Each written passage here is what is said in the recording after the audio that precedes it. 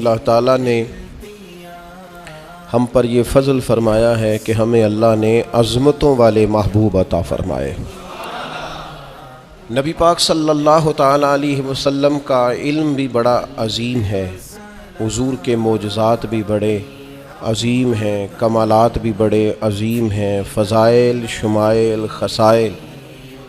حضور کو اللہ تعالیٰ نے جس زاویے، جس سمت سے عطا فرمایا ہے تو عظیم ہی بنایا ہے، لیکن قرآن مجید میں ارشاد فرمایا کہ وَإِنَّكَ لَعَلَىٰ خُلُقٍ عَظِيمٍ، محبوب بے شک آپ کے اخلاق بھی بڑے ہی عظیم ہیں، آپ عظیم خلق پر ہیں، عظیم اخلاق کے مالک ہیں۔ ایک ہوتی ہے خلق، ایک ہوتا ہے خلق۔ خلق کہتے ہیں انسان کی ظاہری تخلیق کو، اس کی ظاہری خد و خال کو، صورت کو، اور خلق کہتے ہیں اس کے باطنی اوصاف کو، اس کی سوچ کو، اس کی نرم دلی کو، اس کے اچھے جذبات کو، اس کے خلوص کو، اس کی عاجزی کو، اس کی محبت کو، اس کے للہیت کو، اس کے باطن کے اندر جو لوگوں کے لیے اچھے جذبات ہوتے ہیں، اس کو خلق کہتے ہیں۔ اللہ تعالیٰ نے حضور کو جو خلق عطا فرمائے وہ بڑے ہی عظیم عطا فرمائے۔ نبی پاک علیہ السلام کے اخلاق کے اندر جو کمالات تھے وہ ذرا انفرادی تھے۔ ہمارا آج جو سب سے بڑا مسئلہ ہے وہ نہ اقتصادی ہے نہ معاشرتی ہے، ہمارا سب سے بڑا مسئلہ اخلاقی مسئلہ ہے۔ قومیں، ملتیں، قبیلے جب اخلاق چھوڑ جاتے ہیں اور جب وزاداری چھوڑ جاتے ہیں اور جب عظمت کردار چھوڑ جاتے ہیں تو وہ خود بخود بیک ہونے لگتے ہیں، وہ پیچھے ہٹنے لگتے ہیں۔ بہت سارے لوگ بام عروج پر ہوتے ہیں، آگے نکلتے ہیں، لیکن اپنی اخلاقی کمزوریوں کی وجہ سے وہ پستیوں کی طرف سفر شروع کر دیتے ہیں۔ انسان کے لیے سب سے زیادہ ضروری یہ ہوتا ہے کہ وہ اخلاقی مضبوطی اپنی طبیعت میں پیدا کرے۔ بہت سارے دوست لوگوں سے پیار کرتے ہیں لیکن بعد میں جب وہ ان کا اخلاقی رویہ دیکھتے ہیں تو خود بخود پیچھے ہٹ جاتے ہیں۔ ایک ہوتا ہے دوست کا ہونا، احباب کا ہونا، ایک اپنے قریبی لوگ بھی، بہن بھائی بھی اور اولاد بھی انسان کی اخلاقی کمزوریوں کی وجہ سے اس سے پیچھے ہو جاتی ہے۔ جب تک رویے میں، مزاج میں اخلاقی بلندی پائی جاتی ہے، نبی پاک صلی اللہ تعالیٰ علیہ وسلم نے فرمایا تم میں سے بہترین مسلمان وہ ہے جس کے اخلاق زیادہ اچھے ہیں، جس کی عادات زیادہ عمدہ ہیں، جو عظمت کردار کا حامل ہے۔ مزاج میں وفاداری ہونی چاہیے، مزاج میں خیر خواہی ہونی چاہیے۔ انسان بعض لوگوں کے لفظوں میں عاجزی ہوتی ہے، ویسے وہ عاجز نہیں ہوتے، ملتے بھی جھکے ہیں، لیکن ویسے عاجز وہ کہتے ہیں میں نے شیشے میں اتار لیا ہے، میں تیز آدمی ہوں، دیکھا میں نے اس کو بھی قائل کر لیا ہے۔ وہ لفظوں کے لحاظ سے، جھکاؤ کے لحاظ سے عاجز ہوتے ہیں، فی نفس سے ہی عاجز نہیں ہوتے۔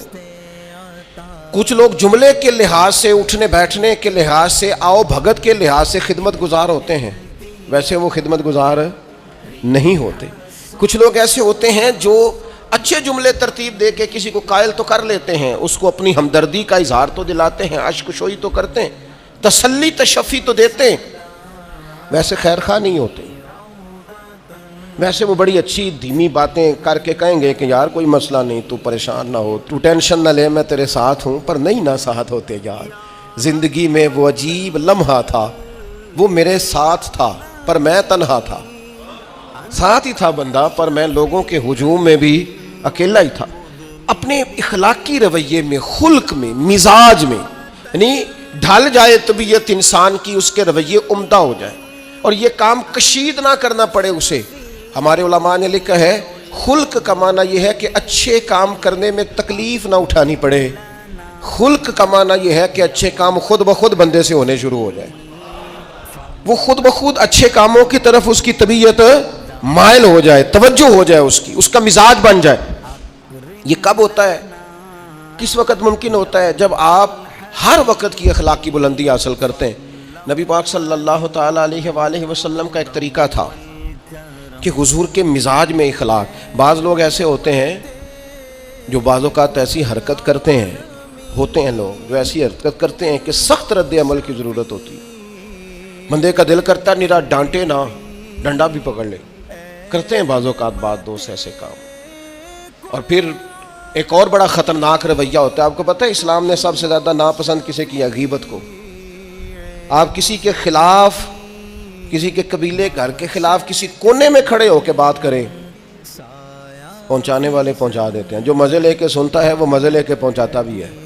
یہ پکی بات ہے. جس نے آپ کو ٹائم دیا نا سننے کا، وہ باز نہیں آئے گا، وہ پہنچائے گا بھی. آپ کی اخلاقی کمزوری نظر آ جائے گی، واضح ہو جائے گی. آپ سامنے والے، اچھا کچھ لوگ وزادار ہوتے ہیں، انہیں پتہ چل جاتا ہے بندہ ٹھیک نہیں، لیکن پھر بھی وہ قبول کریں تو اس کا مطلب ہے وہ بندہ اعلیٰ ظرف ہے جس نے رکھا ہوا ہے. تو یہ سمجھتے میں چلاک ہوں، میں اپنی تیزی کے ساتھ گزارا کر رہا ہوں. وہ اعلیٰ ظرف ہے جس نے اتنا کچھ پتہ ہونے کے باوجود بھی تیرے لیے کوئی لفظ، وہ بندہ با اخلاق ہے، با مروت ہے، وفادار ہے، وفادار ہے. تو میرے عزیز، نبی پاک علیہ الصلوۃ والسلام نے ان اخلاق کی طرف ہماری توجہ دلائی ہے جن میں لوگ بچتے نہیں کہ یہ کام میں نے نہیں کرنا، مجھے کیا لگے، میرا کیا لینا دینا. مثلاً ایک تاجر تھا حضور کے زمانہ نور میں، وہ پھلوں کی تجارت کرتا تھا، مشکات شریف میں موجود ہے. کسی وجہ سے اسے نقصان ہو گیا.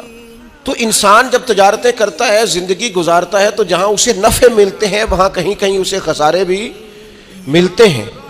تو الگ بات ہے کہ ہم صرف نفعوں کے قائل ہوتے ہیں، خساروں کے قائل ہی نہیں ہوتے. وہ تاجر تھے، پھلوں کے تاجر تھے، بڑی اچھی تجارت کرتے تھے، کسی وجہ سے نقصان ہو گیا. اب وہ حضور کی بارگاہ میں آئے. ہمارے ہاں یہ ہوتا ہے کہ لوگ کہتے ہیں میرا کیا لینا دینا، بلکہ اگر کوئی بندہ اس طرح کا مسئلہ حل بھی کرا رہا ہو تو کہنے حضرت صاحب تو آڈا نہیں ہے کام. اس تاجر نے اس بارگاہ میں آ کے کہا جہاں جو آ جاتا ہے ہمیشہ بامراد ہی جایا کرتا ہے. یا رسول اللہ صلی اللہ تعالی علیہ وسلم، میں پریشان ہو گیا ہوں. اور پہلے جب آدمی مالدار ہوتا ہے تو دائیں بائیں رش بھی ہوتا ہے، اور جب اس طرح کے حالات ہو جائیں تو وہ جو بڑے قریبی ہوتے ہیں وہ بھی کئی دفعہ ساتھ چھوڑ جاتے ہیں. ساری عمر ہی آٹا گدھا ہے تے لکھاں کیتے پیڑے. اب وقت آیا ہی تے محمد بخشا کوئی نہیں ہو بیٹھا نیڑے. لوگ نکل جاتے ہیں، کمزور پڑ گیا بندہ بیچارہ. حضور کی بارگاہ میں عرض گزار ہوا، یا رسول اللہ تکلیف میں ہوں. تاجر تھا، پھلوں کی تجارت کرتا تھا اور مشکات میں موجود. نبی پاک علیہ السلام نے دعا بھی فرمائی، کرم نوازی بھی فرمائی، رحمت بھی فرمائی، عطائیں بھی فرمائی. لیکن حضور نے نا صحابہ سے فرمایا سارے مل کے اپنے بھائی کی مدد کرو. تھوڑے پیسے کسی نے دیے، تھوڑے کسی نے دیے، تھوڑے کسی نے دیے، مل کے. اور ایسے لوگوں سے جو لوگ بڑے اس کام کے لیے ہر وقت ذہنی طور پر تیار رہتے تھے، ان لوگوں سے کہا اس کے ساتھ چلو. لیکن اس کا قرضہ ابھی بھی جتنا چڑھ گیا تھا اتنے پیسے جمع نہیں ہوئے تھے. اللہ کرے میں آپ کو سمجھاؤں، یہ بھی اخلاقی بلندی والا کام ہے کہ کسی شخص کی کمزوری میں اسے اٹھانا، گرتے ہوئے کو سنبھالنا، پھسلنے والے کو سہارا دینا، بکھرنے والے کو بکھرنے سے بچا لینا، ٹوٹنے والے کو ٹوٹنے سے بچا لینا، پریشان ہو جانے والے کو سمیٹ لینا. اللہ کے پیارے رسول صلی اللہ تعالی علیہ وسلم نے فرمایا اپنے بھائی کی مدد کرو. لوگوں نے مدد کی، لیکن اس حد تک اس کے پاس پیسے نہ ہوئے جتنا اس کا قرضہ تھا. اب حضور نے ان لوگوں کو بلایا جن کے اس نے پیسے دینے تھے، اور پیسے دینے والوں سے کہا کہ اس کے پاس اتنے ہیں، اتنے لے لو، اور چلو تم بھی کچھ نیکی کرو، کچھ لے لو کچھ چھوڑ دو. یہ کون کرا رہا ہے؟ رحمت للعالمین نبی. اور ہمارا جب کوئی بندہ اس طرح الجھ جاتا ہے پھر تو وہ ساڑھا لگ دے ہی کچھ نہیں نا. اتنے دنوں تک نہ رشتہ داری ہوتی ہے، نہ دوستی ہوتی ہے، نہ تعلق ہے. وہ تیری آنکھ ہو یا سنگ ملامت کی چبھن، کون پہنچا ہے میرے درد کی گہرائی تک. دور شہرت میں تو یاروں نے کیا یاد بہت، پر ساتھ آیا نہ کوئی کوچہ رسوائی تک.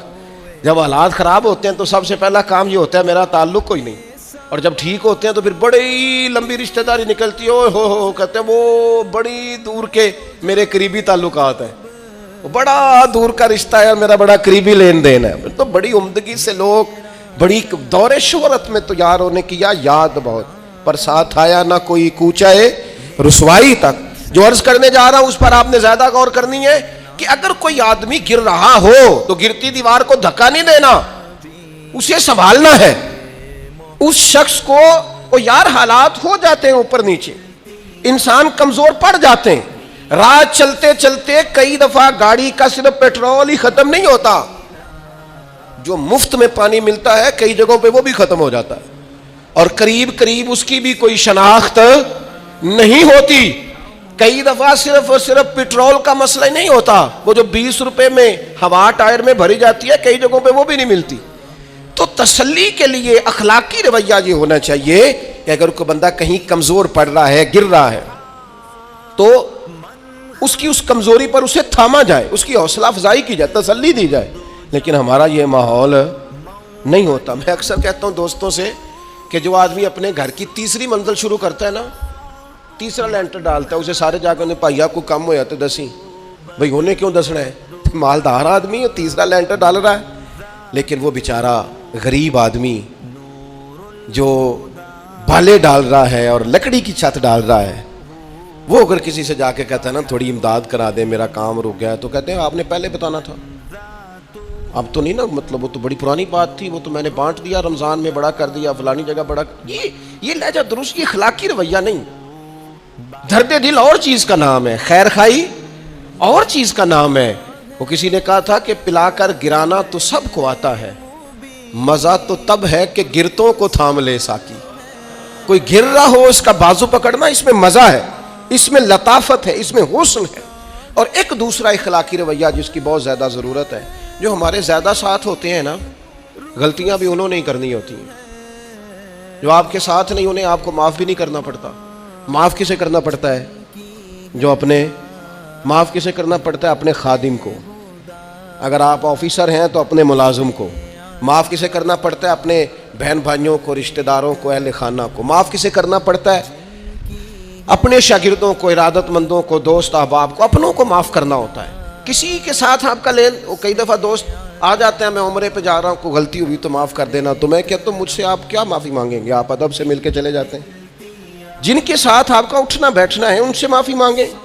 جو زیادہ قریب رہیں گے غلطیاں بھی تو وہی کریں گے نا، جو روز مانتے ہیں، کسی وقت سستی بھی دکھاتے ہیں. تو معاف تو کرنا ہوتا ہے اپنوں کو. ایک خاص بات کروں آپ سے، بیٹیوں کو معاف نہیں کرنا پڑتا، معاف بہو کو کرنا پڑتا ہے. کر کے تو دیکھو نا یار.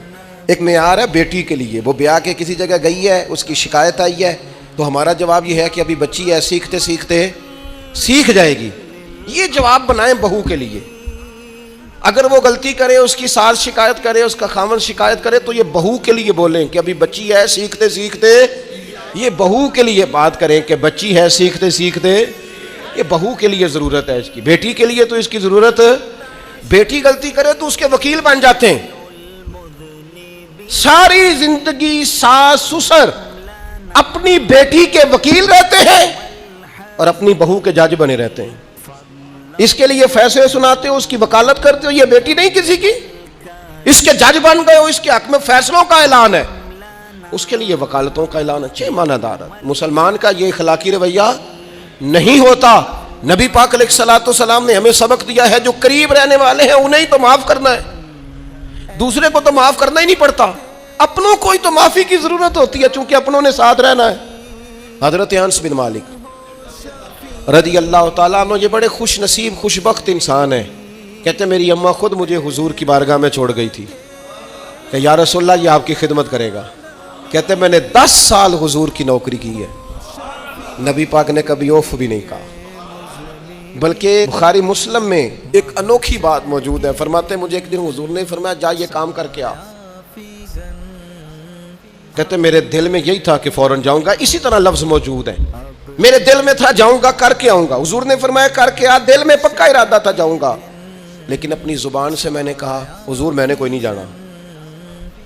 یہ کیوں بات کی؟ یہ ذرا لاڈ کے ساتھ کی، یہ ذرا ناز کے ساتھ کی، یہ ذرا نا محبت کے ساتھ کی. یہ ذرا حضور جو پیار کرتے تھے نا، اس پیار کو سامنے. حضور میں نے نہیں جانا. تو کہتے ہیں حضور تھپکی دے کے، یہ غلام سے بات ہو رہی. حضور فرمانے لگے چل نہ، تجھے کہا ہے نا جا کر کے آ. کہتے میں چلا گیا، اسی ارادے سے گیا تھا جاؤں گا، لیکن رستے میں جب میں گیا تو بچے کھیل رہے تھے، میں نے بھی کھیلنا شروع کر دیا. کھیل رہا ہوں، دیر ہو گئی. حضور نے بھیجا تھا کسی کام. اب جب زیادہ دیر ہوئی تو کریم گھر سے نکلے، اور جب حضور نے مجھے دور سے دیکھا اور مجھے کریم کے آنے کا پتہ چلا تو اب میں ڈرا. اب میرا انداز بڑا جدا گانا ہو گیا، چونکہ حضور نے بھیجا تھا. یہ تو خادم کی بات ہے نا. ایسا اچھی گل دسیا جی اپنا منڈا بھی کدے نہ جائے تھے. تو تینوں میں کلیا سی، تو گیا کیوں نہیں؟ ناراض نہیں ہونا آپ نے، لیکن چلو بچہ ہے، کسی وقت دیر سویر بھی ہو ہی جاتی ہے، کیوں اتنی سختی کرتے ہیں؟ حضرت انس بن مالک کہتے ہیں جب حضور کو آتے دیکھا تو میں پوری طرح ڈر گیا، لیکن قریب محبوب جب میرے قریب آئے اور مجھے ڈرا ہوا دیکھا نا، تو پھر رحمت للعالمین محبوب کی رحمت کا بادل چھایا، اور جب حضور مجھے دیکھ کے ہنسے نا، بس وہ ہنس گئے اور میرا کام بن گیا۔ بس کریم تھوڑی دیر ہوئی، ایک آیا کالیاں زلفاں والا، ایویں دو کڑیاں میرے من وچ رکیا تے کر گیا نور اجالا، بات بن گئی، بات طبیعت ٹھنڈی ہو گئی۔ تو حضور فرمانے لگے میں نے کہا تھا جاؤ، گئے نہیں؟ اب جب حضور مسکرا گئے تو بات ہی ختم ہو گئی۔ یا رسول اللہ صلی اللہ علیہ وسلم جانے لگا ہوں، تو حضور نے پھر شروع سے بات شروع کر دی، حضور جانے لگا ہوں، فرمایا جا دوڑ کے آ، پھر جو کہا تھا وہ کر کے آ۔ لیکن وہ بیچ میں جو دیر ہوئی تھی، وہ جو لیٹ ہوئی تھی، اور جو میں کہہ کے آیا تھا میں نے نہیں جانا، حضور نے اس بات پر مجھ سے کوئی سختی نہیں کی۔ میرے عزیز، اپنوں نے تو غلطی کرنی ہے، معاف کس کو کرنا ہے؟ اپنوں کو، لیکن ہم نے باہر ساری دنیا کو معاف کر دیا ہے، اپنوں کو ہم معاف کرنے کو تیار نہیں۔ اپنوں کو معاف کرنا ہے، اپنوں سے درگزر۔ اور پھر آپ اگر کوئی دینی تعارف رکھتے ہیں، آپ نمازی ہیں، آپ حاجی صاحب ہیں، آپ بزرگ ہیں، آپ شیخ ہیں، تو پھر تو آپ کے اخلاق میں اور زیادہ وسعت ہونی چاہیے۔ جیسے جیسے بندے کی عمریں بڑھتے جائیں نا، ویسے ویسے اسے میٹھا ہونا چاہیے، کڑوا نہیں ہونا چاہیے۔ جیسے جیسے اس کی تسبیح بڑھتی جائے، ویسے ویسے اس کا لہجہ بھی وسیع ہونا چاہیے۔ اس کے مزاج کے اندر دینی اگر آپ تعارف رکھتے ہیں تو پھر تو آپ کو، میں آپ سے عرض کروں، میں کئی دفعہ دوستوں سے شکوہ کرتا ہوں، میں کہتا ہوں یار ہم تو جو کہنا چاہتے ہیں وہ بھی نہیں کہہ سکتے، ہم تو سونا چاہتے ہیں ڈھب سے سو نہیں سکتے، ڈھونڈتے پھرتے ہیں جگہ ملے کوئی آرام کرنے کو۔ کیوں؟ اس لیے کہ دینی تعارف رکھتے ہیں۔ آپ نے وہ دعویٰ ہی نہیں کرنا تھا، یہاں تے چٹی چادر لا دے نا کڑیے تے پین فقیران دی لوئی، چٹی چادر تے پھر داغ لگیندا ہی تے لوئی نو داغ نہ کوئی۔ جب آپ کا دعویٰ ہے کہ ہم نے کام کرنا ہے اور بڑی اوپر والی سطح پہ کرنا ہے، تو پھر آپ آرام ڈھونڈتے پھریں، پھر آپ قرار ڈھونڈتے پھریں، تو یہ تو دو باتیں ہو گئی۔ ایک بات کرنی پڑے گی، دینی تعارف رکھنے والے آدمی نے اگر اس نے دین سکھانا ہے اپنے بچوں کو، اپنے گھر والوں کو، تو حسن اخلاق سے سکھائے گا۔ وہ اگر ڈنڈا پکڑ لے ہر وقت، سختی بھی کریں جہاں ضرورت ہو، لیکن اگر اس کا لہجہ ہی ہمیشہ کے لیے تلخ ہو جائے گا تو وہ کبھی بھی دین سکھانے میں کامیاب۔ انسان بہت سارے دینی غلطیاں کرتے ہیں، میں بہت سارے لوگوں کو دیکھتا ہوں وہ اس طرح تنقید کر رہے ہوتے ہیں جیسے انہوں نے پہلے سے پورا درس نظامی پڑھایا ہے، اصول پڑھائے ہیں، تو اب غلطی کر رہا ہے تو تنقید کر رہے ہیں۔ بھائی عام آدمی ہے، اس سے غلطی ہوگی، بڑی اہم بات بھی، بہت بڑا آدمی بنیادی بات سے بھی کسی وقت ناآشنا ہو سکتا ہے، لیکن آپ کے لہجے میں سختی ہے، آپ بات کرتے ہیں تو تلخ کرتے ہیں، آپ سے کوئی دینی کلام کیا جاتا ہے تو آپ سخت ہیں۔ دینی لوگوں کو چاہیے کہ وہ دین سکھائیں تو اس میں بہت زیادہ اخلاق کا خیال رکھیں۔ غلطیاں کریں گے لوگ، اگر آپ عالم ہیں اور آپ کے پاس کوئی دینی معلومات ہیں تو پھر آپ کو اس کی خوبصورتی کا بھی پتہ ہونا چاہیے۔ آپ نے حضرت معاویہ بن حکم رضی اللہ تعالیٰ عنہ کہتے ہیں میں نے حضور کی مسجد شریف میں نماز پڑھی تو ایک شخص کو نا چھینک آئی، یہ بھی بخاری مسلم میں موجود ہے، تو میں نے نماز میں کہہ دیا یرحمک اللہ، یہ چھینک آنے کا جواب ہوتا ہے، میں نے یہ نماز میں کہہ دیا، تو بہت سارے لوگ مجھے گھورنے لگ گئے، کچھ نے اپنے ہاتھ بھی مارے زانو پر کہ یہ کیا کر رہے ہو، نماز میں بول رہے ہو۔ فرماتے ہیں نماز مکمل ہوئی اور یہ لفظ ہے حضرت معاویہ بن حکم رضی اللہ تعالیٰ عنہ کے، فرمانے لگے قسم اللہ کی میں نے حضور سے بہتر سمجھانے والا نہ پہلے کبھی دیکھا ہے نہ بعد میں کبھی دیکھا ہے۔ فرماتے ہیں نہ حضور نے مجھے مارا نہ ڈانٹا، بلکہ جس طرح ایک بچے کو گویا ٹریٹ کیا جاتا ہے، سمجھایا جاتا ہے، حضور فرمانے لگے اللہ کے بندے نماز میں کوئی اور بات نہیں کرنی چاہیے، صرف اللہ کی تسبیح پڑھنی چاہیے، اس کے اسماء کا ذکر کرنا چاہیے یا قرآن پاک پڑھنا چاہیے، نماز میں کوئی اور کلام کرنے کی اجازت نہیں ہے۔ ہمارے ہاں لوگ دینی مسئلہ سمجھاتے ہیں تو اتنا ان کے مزاج میں تلخی ہوتی ہے بعض اوقات، اللہ ماشاءاللہ کچھ لوگوں کی طبیعت اتنی کرخت ہوتی ہے، بچہ نماز پڑھ رہا ہے اور حاجی صاحب اس کے ساتھ کھڑے نماز پڑھ رہے ہیں، لیکن وہ اس کو کھڑا کر رہے ہیں تو یوں کندھے سے ہلا کے تینوں آج تک نہیں پتا نماز ہے کہ یہ آپ دین سکھا رہے ہیں، یہ اخلاقی رویہ دین سکھانے کا، یہ لب و لہجہ دین سکھانے کا، قطعاً ایسا کوئی کام نہ کریں۔ میں تو یہ مدارس کے اساتذہ سے بھی کہتا رہتا ہوں، میں کہتا ہوں نبی پاک نے کبھی کسی کو نہیں مارا، آپ بچوں کو ڈانٹیں کریں کچھ، لیکن وہ رویہ آپ اختیار نہ کریں جس کی دین اجازت نہیں دیتا۔ تو اخلاقیات میں ان چیزوں کا ضرور خیال کریں۔ ایک روایت اور عرض کر دوں آپ کو، حضرت جابر ابن عبداللہ رضی اللہ تعالیٰ عنہ فرماتے ہیں میرے والد احد میں شہید ہو گئے تھے، میرے ذمے بہنوں کا بوجھ بھی تھا اور قرضہ بھی تھا۔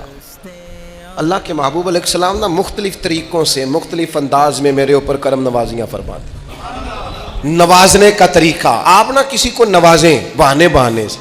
میں نے بعض بزرگوں کو دیکھا ہے، کسی بچے کو ادارے میں خانقاہ میں کمزور دیکھتے، وہ سریلا بھی نہیں ہے، اسے کہتے چل پتر نعت سنا، وہ نعت سنا رہا ہے تو اسے نذرانہ دے رہے ہیں، چل بیٹے تلاوت سیکھ سنا، چل تقریر سنا، کسی بھی طریقے سے اس کو تسلی ہو رہی۔ اور اس طرح کا رویہ نہ اپنایا جائے کہ وہ مانگنے والا بن جائے۔ یہ اخلاقی بلندی ہوتی ہے آپ کی کہ آپ کسی شخص کو بہانوں سے نوازیں۔ اس طرح کا ماحول نہ بنائے کہ آپ اسے کہیں کہ چونکہ تو کمزور ہے، غریب ہے، فقیر ہے، لہذا تجھے دے رہا ہوں۔ حضرت جابر ابن عبداللہ فرماتے ہیں، اور یہ بھی آپ کو مسلم شریف میں ملے گا، فرماتے ہیں کہ جنگ میں میں حضور کے ساتھ تھا، میرا اونٹ بڑا کمزور ہو گیا، بیمار ہو گیا، چل نہیں رہا تھا۔ حضور میرے قریب آئے اور پیچھے آ کے فرمانے لگے اسے بھگاتا کیوں نہیں؟ میں نے کہا حضور بیمار ہے، کیسے بھگاؤں؟ تو نبی پاک نے نا اونٹ کو ایک درہ لگایا اور گویا پیغمبر اعظم نے حکم دیا، نبی رحمت نے، نبی اکرم نے حکم دیا، پر میں اونٹ بھاگتا کیوں نہیں؟ وہ جو سب سے پیچھے تھا وہ سب سے آگے نکل گیا۔ واہ کیا جود و کرم ہے شہ بطحا تیرا، اور نہیں سنتا ہی نہیں مانگنے والا تیرا۔ سرکار نے حکم دیا، وہ اونٹ سب سے آگے نکل گیا۔ اب حضور گھوڑا دوڑا کے آگے آئے اور فرمانے لگے جابر یہ اونٹ میرے ہاتھ بیچ نہیں دیتا، وہ بیمار تھا، حضور کے حکم سے بھاگا ہے، فرمایا بیچ نہیں دیتا۔ کہا نہیں یا رسول اللہ ویسے ہی رکھ لیں، فرمایا نہیں میں پیسے دوں گا۔ یا رسول اللہ آپ کا یہ ہے، فرمایا نہیں آپ قیمت بتائیں۔ حضور ٹھیک ہے اتنے کا اونٹ ہے، میں مدینہ طیبہ جا کے آپ کی خدمت میں پیش کر دوں گا۔ حضرت جابر ابن عبداللہ فرماتے ہیں حضور نے مجھ سے اونٹ خریدا، مدینہ طیبہ پہنچ کر نبی پاک صلی اللہ تعالی علیہ وسلم نے سیدنا بلال حبشی سے فرمایا جابر کو اونٹ کی قیمت بھی دے دو اور کچھ پیسے زیادہ بھی دے دو۔ فرماتے ہیں مجھے اونٹ کی قیمت بھی مل گئی، کچھ پیسے زیادہ بھی مل گئے، اور جب میں حضور کی بارگاہ میں حاضر ہوا اونٹ پیش کر کے اور قیمت لے کے جانے لگا تو حضور فرمانے لگے جابر جانا نہیں، قیمت بھی تیری ہے، اونٹ بھی تیرا ہے۔ نبی پاک نے وہ اونٹ بھی تحفے میں مجھے واپس دے دیا۔ یہ اخلاقی رویے کی بلندی کہ کسی شخص کی غربت میں اسے نوازنا، لیکن اس طرح کا نوازنا کہ اسے محسوس نہ ہو کہ مجھے امداد دی جا رہی ہے۔ تو اپنے ان چند ایک اخلاقی رویوں پر ضرور توجہ کریں۔ ایک تو سب سے جس کو آپ دیکھیں کمزور ہو گیا ہے، گر رہا ہے، پریشان ہے، اس کا ضرور خیال کریں۔ لوگ بڑے بڑے تیز دوڑتے ہیں، کسی جگہ پھر گر بھی جاتے ہیں، گرتے ہوئے کو سنبھالنے کی کوشش کریں۔ دوسری گزارش یہ کی ہے میرے عزیز، جو ہمارے قریبی لوگ ہیں انہیں تو ہم نے معاف کرنا ہے، اپنوں کو ہی تو ضرورت ہوتی ہے کہ درگزر کر کے اپنے ساتھ رکھا جائے، پیار کر کے اپنے قریب کیا جائے۔ اور تیسری گزارش یہ ہے کہ اگر آپ کسی کو دینی پیغام دینا چاہتے ہیں تو نہایت محبت کے ساتھ، نہایت خلوص کے ساتھ دینی مسئلہ آپ کسی کو بھی بتائیں تو اسے چھوٹا بچہ سمجھ کر آپ ڈیل کریں، شدت نہ اختیار کریں دین بتانے میں، وہ لہجہ اختیار نہ کریں جس لہجے میں محسوس ہو کہ آپ خود بااخلاق نہیں ہیں تو آپ کسی کو کیا سمجھائیں گے۔ اور چوتھی گزارش یہ کی ہے جب کسی کی مدد کریں اسے رسوا کر کے نہیں، کسی کی پھیلی جھولی دیکھ کر خوش ہو کے نہیں، بلکہ آپ اعزاز بھی اس شخص کو عطا کریں اور رویہ اس طرح کا اختیار کریں جس میں محسوس ہو کہ اس کی عزت نفس مجروح نہیں ہوئی۔ ان چیزوں کو پیش نظر رکھ کے جب اخلاقی بلندی ہم حاصل کریں گے نا، ایک میں اور بات بڑی ضروری آپ کی خدمت میں عرض کروں، جو آدمی بھی اپنے آپ کو بڑا سمجھتا ہے، وہ مالی طور پہ بڑا ہے، علمی طور پر بڑا ہے، عہدے کے طور پہ بڑا ہے، قبیلے کے طور پہ بڑا ہے، خاندان میں بڑا ہے، وہ کسی بھی مقام پر کسی بھی انداز میں بڑا ہے، اللہ نے فضل کیا وہ بڑا ہو گیا، اسے سمجھ آ گئی ہے کہ کچھ لوگ میری بات سنتے ہیں، میرا فیصلہ مانتے ہیں، تو وہ اچھی طرح سمجھ لے کہ اگر وہ اللہ کے فضل سے اسے کوئی موقع مل گیا بڑا ہونے کا تو وہ اپنے اخلاق کو بڑا کرے، پھر اپنے کردار کو بڑا کرے، پھر اپنے حوصلے کو، ظرف کو اور اپنے ذہن کو بڑا کرے، اس لیے کہ آپ اپنے کردار کی اور حوصلے کی بنیاد پر بڑے بنیں گے۔ صرف یہ کہ 2-3 آپ کے نام کے ساتھ القابات لگ جائیں اور چند لوگ آپ کو سلوٹ کرنے لگ جائیں، اس سے نہیں پتہ چلے گا کہ آپ بڑے ہیں۔ کردار و عمل سے خوشبو آئے گی تو پتہ چلے گا آپ کتنے بڑے ہیں۔ اللہ تعالی ہمیں سمجھنے کی توفیق عطا فرمائے۔